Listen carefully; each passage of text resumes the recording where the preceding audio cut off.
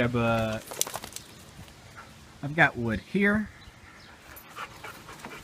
I've got wood here. Got stuff here. And then I've got more wood just piled up in this corner that most of it I probably just need to throw away. So it has come to the point where I am finally going to build a lumber rack. Like this? This decoration was really just to have a place to dry these, so I just stuck some nails in the wall real quick and hung them up. So the time has come, as you've just seen, to build a lumber rack. And do I need to feed the dog? That's the noise you hear. Yeah, let's feed the dog.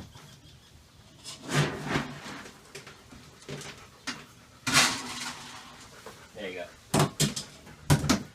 Yeah.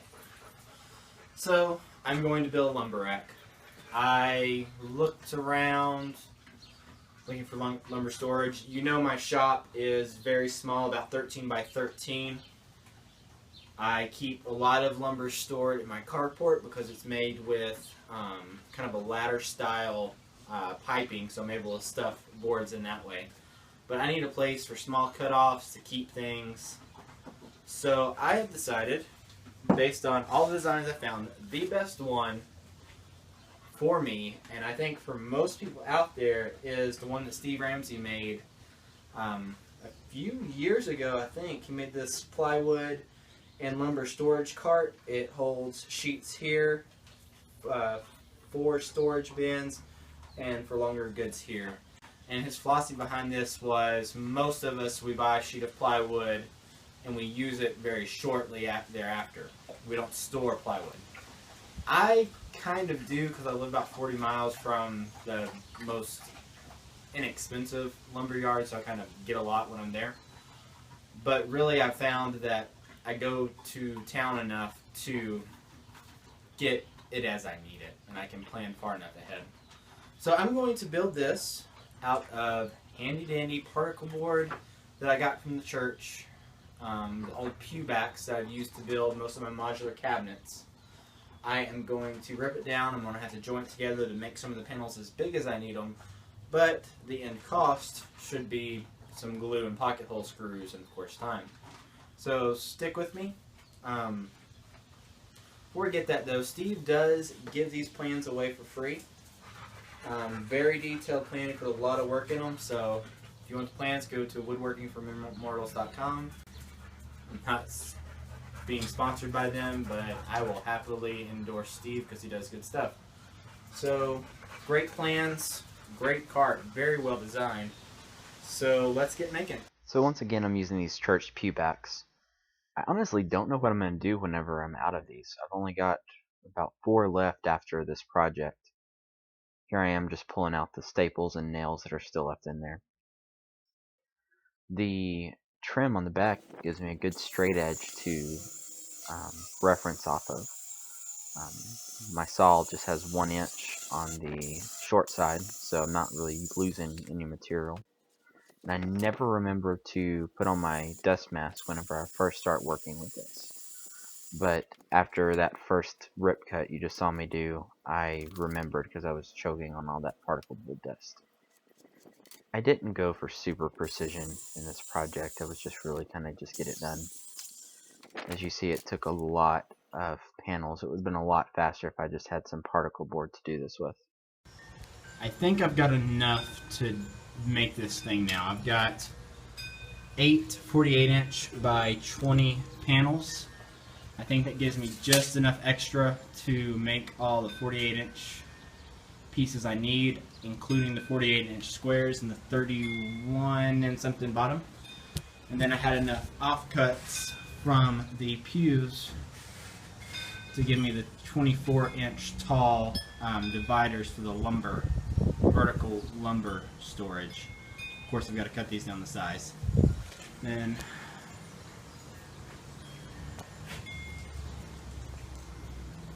over here, my pew rack is getting pretty thin. I have 4 and a half 11-foot cubacks. The rest of these will be turned into modular cabinets for the modular shop. Now it's time to do a lot of pocket holes. I knocked everything down to its rough shape on the table saw, and then here I just used my skill saw to cut this angle for the small bends. It was easier than trying to do it any other way. I rigged up a crazy wedge to hold these big panels in place to drill my pocket hole screws. I could have just taken the block out and clamped it to the board, but I think it's easier to actually drill the holes this way. I labeled everything. One nice thing about my workbench is I can just remove my miter saw. I can just remove my miter saw and then have it there. Here's the dados that I routed in there with just using my router and a straight edge.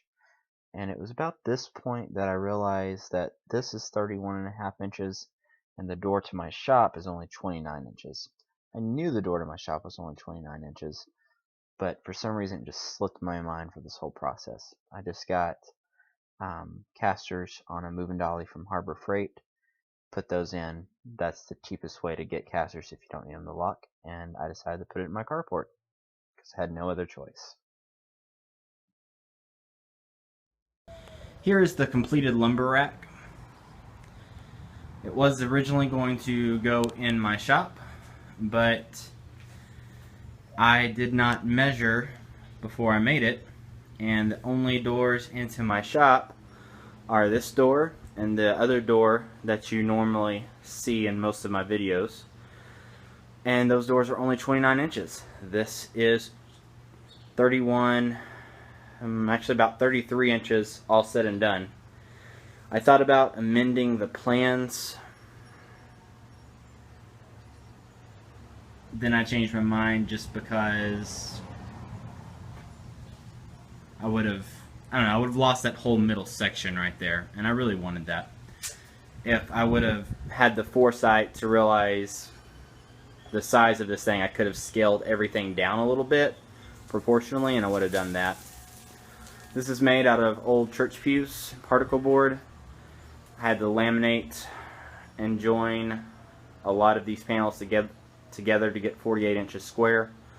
Would have been faster to just go buy 3 sheets of plywood, but it also would not have been free. For the casters, I just bought a moving dolly from Harbor Freight, and that gives you all the hardware. And for casters, for a lot cheaper than you can buy casters. And yes, you're not the world's greatest casters, but doesn't need to be. So where it's going to go now is in the carport, right here on this wall, which is exactly a little over 4 foot from the edge right here to the door jamb is 4 foot exactly. So that gives me plenty of room. I don't need to access that room a lot, but when I do, I can just roll it out of the way if there's a longer board there. Then of course the rest of my lumber storage